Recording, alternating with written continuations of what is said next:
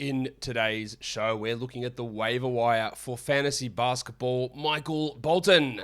Thanks, Josh. It's Michael Bolton here, and it's time for another episode of the Locked On Fantasy Basketball Podcast. Let's get to it. Let's get to it, indeed. You are Locked On Fantasy Basketball, your daily fantasy basketball podcast, part of the Locked On Podcast Network.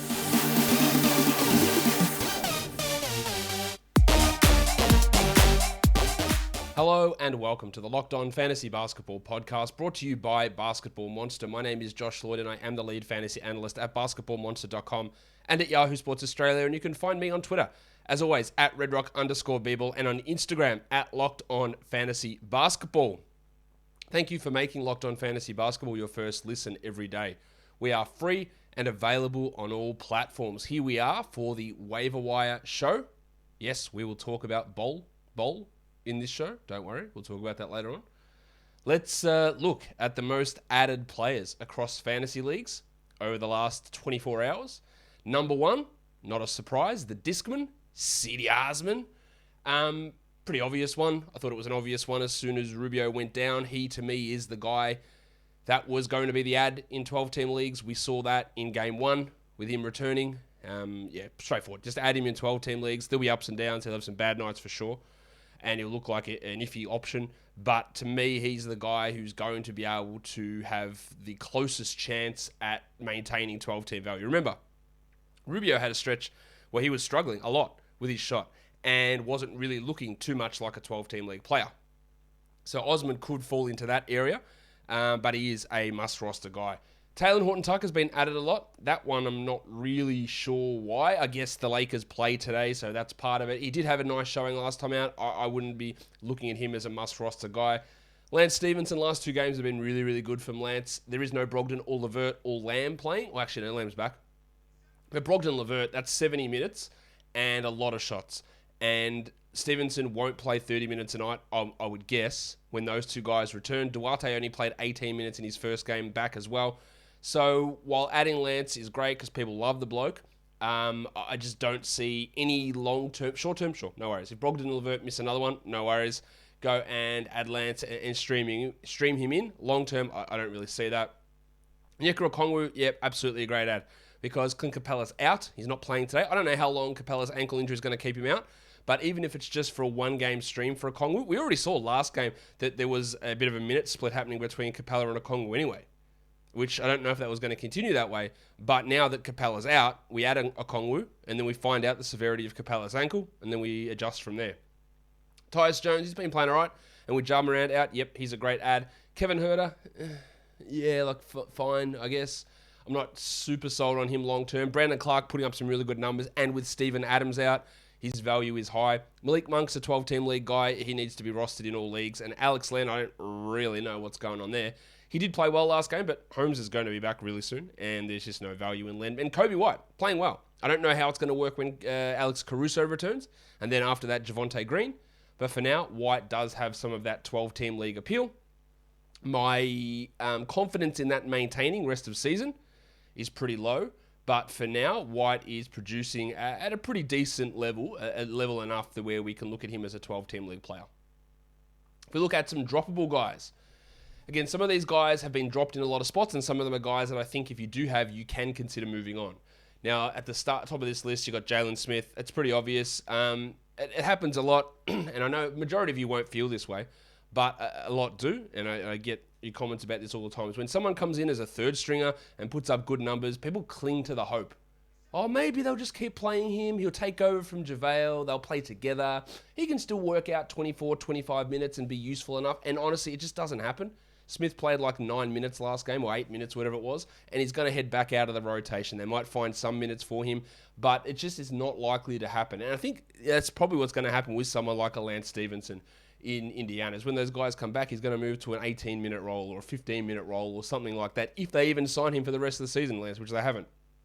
And Jalen Smith, we've seen this. Aiton and McGee back, and he's useless. And Bismack Biyombo, people added Bismack Biyombo, the fourth string center. Jordan Nwora, I probably would hold Nwora a little bit. I know he was really bad last game, but there's still no Allen or Connaughton. Holiday is back out of protocols, but he's got a sore ankle now. So there is some minutes there. I don't mind holding him, but long-term there's no value. Dropping Hassan Whiteside's weird to me. Gobert's still out. And I know Whiteside didn't produce last game. We had like 8 and 8. But he is their starting center for probably at least 2 more games. You can get 13 and 10, 2 blocks, 60% from the field. That's not unrealistic for Whiteside. That is not what you should be doing. You should not be dropping Hassan Whiteside, even though he is the world. That should not have happened.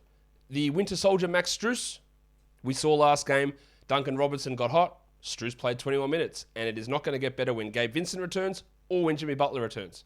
It was a nice story. Strus was playing well. I like him as a player. There just is not enough minutes there consistently for him to be a 12-team league player.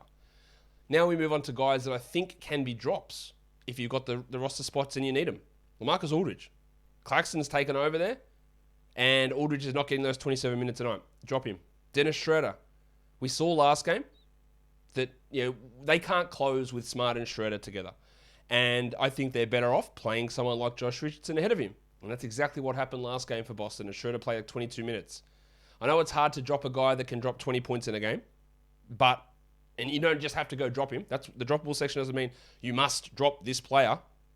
What it means is if I am looking to create a spot, or if I'm looking to bring someone off my injured list, or I am making a trade and need an extra roster spot, or there's a hot free agent and I want to stream in Lance Stevenson, Hassan Whiteside, one of these guys that's getting a boost. I think Schroeder's droppable. I think the same thing goes for Bogdan Bogdanovic, who's like barely a top 200 player this season. I think he's 199th. When DeAndre Hunter comes back, it's going to get even squishier. Yeah, Herder's there. Bogdanovic is there. Reddish is there. Yeah, Bogdanovic had a great run last year. Shot like 46% from 3 in a season where Hunter and Reddish basically didn't play. And those 2 guys, I know Hunter's out, but he will be back. Delon Wright's also there. It's just hard for me to look at him as a must-roster guy. Same with RJ Barrett, a terrible category league player. Decent enough points league player, but there's no need to hold him in a 12-teamer. And Hamidou Diallo. They're getting players back. Diallo is still producing okay, serviceable lines at times, but he's not playing 30 minutes a night anymore. And when Grant comes back, and yes, Grant could easily get traded. But when Grant is back, he's going to play 21 a night and not be useful. So if you do want that, he's not even a 12-team league guy now, I don't think, Diallo. So if you want to move on, move on. I don't think it would be anywhere close to the end of the world. It's also not the end of the world if you don't get Built Bar, but it's pretty close to it. Because Built Bar is the best tasting protein bar ever. You're here, 2022, ready, fit, firing. Well, hopefully you're fit and firing, because if you're not, maybe you need to get rid of those sugary treats in your house. And instead of having those candy bars that are high in calories, high in fat and high in sugar, maybe you get Built Bar because it's high in protein. And it's low in carbs and low in sugar and low in fat, but it's high in the old DI, Deliciousness Index. Big flavors in Built Bar. So why don't you go to Built.com, fill up your box, not your box, your carts, with boxes of Built Bars. Get a few of them because they're great. Use the code LOCKED15. That'll save you 15%. And that's LOCKED 15. That'll save you 15% at Built.com. And just thrive yourself.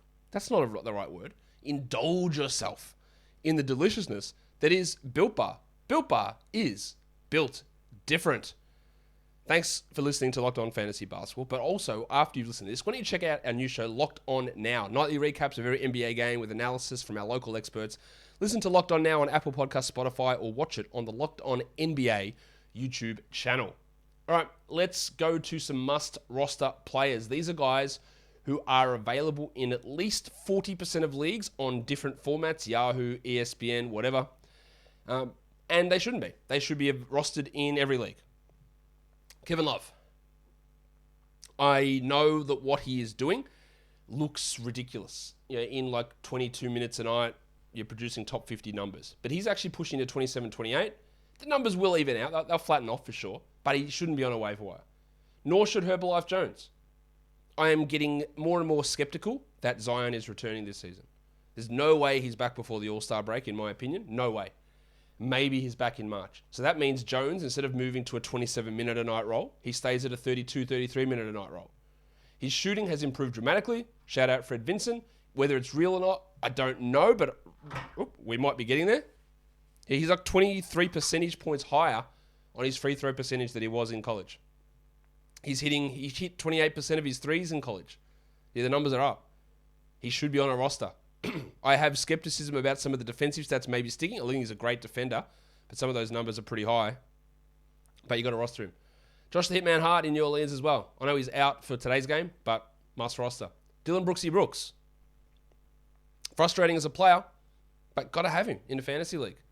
Marcus Morris. That might change very much so when Paul George returns. In fact, it probably will. Sorry, I should say if Paul George returns, which I don't know if he will. Patrick Beverley and Jared Vanderbilt bar. Vanderbilt is staying at like 13% rostered on ESPN. No one's picking him up apparently. Not a single person has picked him up over the last 4 weeks. Something's off. Both of those guys are must roster. So is Josh Giddey, who's available in over 40% of leagues on ESPN. Explain that to me. You can't. Jalen Brunson and Franz Wagner. These are obvious ones, but I'm telling you, they are available in some leagues. And I don't even care if you're in a 10-team league. These are must roster players. Must roster players. Let's look at some upside grabs now. Josh Primo in San Antonio. I think he's flashed a little bit. We're going to see. In fact, by the time you're watching this, you would have seen the game against the Nets. It's actually just finished, so I'm just going to have a look at what he did. He played a lot of minutes. He didn't do particularly well with his shooting, but I've been impressed with his passing and some of his defensive stuff. And I think there is a chance that, well, there's not a chance that the Spurs make trades, but there is a chance that of injuries to White or to Murray, that they just phase Walker out. He's a name to watch long term. Dennis Smith Jr. Why is he an upside grab? I think he's going to have a pretty permanent role this season. You know that I've said that Lillard probably doesn't make it past the All-Star break. If I had Damian Lillard right now and someone offered me a top 75 player in a trade, I would do it absolutely immediately. I think Smith is going to... I don't think he's going to start, but all it's going to take is an Anthony Simons injury and Dennis Smith's the starter and putting up top 100 sort of numbers. So he's a bit of an upside grab. It's not far off him being actually a fantasy relevant player. If you've got stash ability, I think he works out pretty well. Again, none of the Lillard stuff is confirmed. But all I will say is that if I had an opportunity to trade him away, I would do it. Josh Christopher, nice upside grab. Don't know what Houston's going to do. To me, they should be prioritizing him over Matthews and over Brooks. They haven't yet, but maybe they will. Trades could come.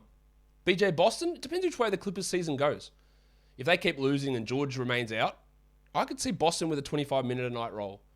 And I think he's been, if for a bloke picked in the 50s, I think he's been really impressive. And I think maybe we head to March. There's a decent role there for him. Yeah, Bledsoe might be gone. Do they move on from Kennard? Maybe not. But Kennard's got knee issues. There's an opportunity there. And then in New York, Quentin Grimes. Yeah, Barrett, Fournier. These guys have stunk most of the season. Grimes has come in, played some pretty good defense, hit some threes. Yeah, Tom Thibodeau is not the one to pack it in and say, let's just play rookies and develop them. But who knows, man? I just think there's something there with Grimes, and he's getting some minutes, and that's already a win as a rookie under Thomas Thibodeau. BetOnline would like to wish you all a happy betting new year as we continue towards the playoffs. The NFL March to the playoffs happening right now as I'm recording this, and BetOnline remains the number one spot for all sports wagering action for 2022. It's a new year, so they've got a new updated desktop site, and there's also the mobile site you can use as well. So when you go to sign up, use your promo code LOCKEDON and get a 50% welcome match deposit on that first deposit. From basketball to football, the NHL, boxing, UFC, or right to your favorite Vegas casino games, don't wait and take advantage of all of the fantastic offers available for the 2022 season. BetOnline is the fastest and easiest way to wager on all of your favorite sports. BetOnline is where the game starts. All right, here it is. I'm sure you've all been waiting for it. Other names, Bol Bol. Okay, Bol Bol, if you're not aware, was traded to the Detroit Pistons today in exchange for a second-round pick, the Brooklyn Nets second-round pick, so about pick 57, and Rodney McGruder. So in essence, traded for nothing. Yep, we got that. Traded for nothing. I know people love Bol Bol. Man, his dad was cool. He was. Manute Bol was great. Bol, look how funny he looks. He's very tall and skinny, and he's dribbling the ball and hitting threes. Yeah, okay, that's a little bit unfair, but it is cool to see him do stuff. He's actually a really bad NBA player. and he doesn't try. He's got off-court issues. Why do you think he fell to pick number 44? He's a very good shooter, a horrific defender. Yeah, he can dribble and he can pass a little bit, but he is not good. So these are the couple of things that I've seen today that I think are worth mentioning. Oh, should I drop Isaiah Stewart now that Bol Bol is in Detroit? Like, no. Bol Bol is not a center. I know he's very tall. He has not played, I don't think, any center at all. Because he cannot do it. He is a 4, maybe a 3. He's probably a 4. He is not a center. All right? So there's Stewart. Why would they? I know Isaiah Stewart's been disappointing this season, and Dwayne Casey's a dickhead, and I have some doubts about Troy Weaver at times. I think it's fine to take this flyer on Bol, right? But is Bol, and I think Trey Lyles is not very good, but is Bol better than him? No, he's not. Is Bol better than Kelly Olynyk? No. Is Bol better than Isaiah Stewart? No. Is he better than Luka Garza? Probably. He might get 12 minutes a night, but when Grant and Olynyk return, and then there's Bay and Diallo who can play the 3-4 as well, where are the minutes for Bol? Who's he replacing in the rotation at the moment? Lyles? I don't see it. Now, they could easily just say, well, we're trading Olynyk, we're trading Grant, and here's the minutes, and we're going to make Bol a starter, and Josh will look foolish. I just don't buy it for this guy at all. I don't think he's a very good NBA player. But I'm happy to be wrong on all this stuff. Like, I could very well be wrong, and use your own evaluation. Do you think that Bol's actually a good NBA player? Or do you look at some highlights and see ESPN pump him up and go, oh, Bol doing this, and then ignoring some of the horrific mistakes that he makes? He's blocked 2 shots all season. I know he hasn't played much, but he's played 80 minutes. And the fact that there's the Woj articles today is like, it's hard for him to get minutes in the stacked Nuggets front court. The Nuggets front court is Nikola Jokic, fine. It's Jeff Green and JaMychal Green. That's the front court. Zeke Naji. You're not getting minutes over those blokes. It's not because it's stacked, it's because you're no good. And I think there may have been some issue with the Nuggets and Bol, them saying, this guy just pisses us off and we're not playing him because he just will not commit or knuckle down or whatever. That's speculation on my behalf. There's got to be some part of it. And maybe this trade wakes him up. If I'm in a 16-team league, fine. Take the flyer. 12-team, there's no way I would do it. None. I'd love to see what happens. I'm very interested to see what playing time they give him straight up. There are some minutes there. But I'm for now there is anyway, until Grant and Olynyk return. I'm not convinced. The other one I've had a lot of is DeMarcus Cousins. Hey, he's gone to Denver now, 12-team ad. Look, no. He'll back up Nikola Jokic. So there's 15 minutes a night maybe? Or maybe they play together. Yeah, maybe not though. I really don't think that's going to happen. Cousins is on a 10-day for a start. He is back with his former coach, Michael Malone, who worked well with him. But at this point, we know who DeMarcus Cousins is. He's a guy who used to put up big numbers and be a very good player, who's had multiple catastrophic leg injuries and really can't play big minutes consistently and is fine as a backup. So no, we don't add Cousins in 12-team leagues. Cam Johnson moved to the bench last game, but I thought played well. Big minutes, keep him in 12-team leagues. Kiefer Sykes. I've been impressed with his little run as a starting point guard. In deeper leagues, just pay attention to him. When Brogdon returns, I think there's some value there with Sykes. Quickly mention Nick Claxton. He's a must-roster player. Omer Yurtseven. Love what he's doing. Got to be rostered in all leagues for now. Once Bam returns, I think there's no chance. Yes, I think there's a decent chance, and they should actually hit. Yurtseven should be ahead of Deadman. I think that should be pretty clear. But I've seen a lot of people hoping. No, they'll just play them together. Bam moves to the 4, Yurtseven will start, 30 minutes, bang, it's done. And to me, that is just completely wishful thinking. I just don't think there's any way that is going to happen. Maxi Kleber, while Porzingis is out, he's a good stream. And then Aaron Wiggins, another name that's worth mentioning. Probably a 14-team league, 16-team league guy. I think he's going to start majority games for the Thunder here. But that doesn't mean he's a must-roster 12-team league player. He's a very low-usage guy. He doesn't really rack up stats in multiple areas. Like, he's fine to have in those deeper formats, but for 12s, probably not there. Well, that'll do it for me today, guys. Let me know, especially what you think about Bol. Drop it in the comments below. Am I completely off base? Am I being irrational? What's Bol's playing time going to look like? Let me know. Follow this podcast, Apple Podcasts, Google Podcasts, Stitcher, Spotify, and on the Odyssey app. If you're on YouTube, give it a thumbs up and leave your comments down below, guys. We are done here. Thank you so much for listening, everyone. See ya.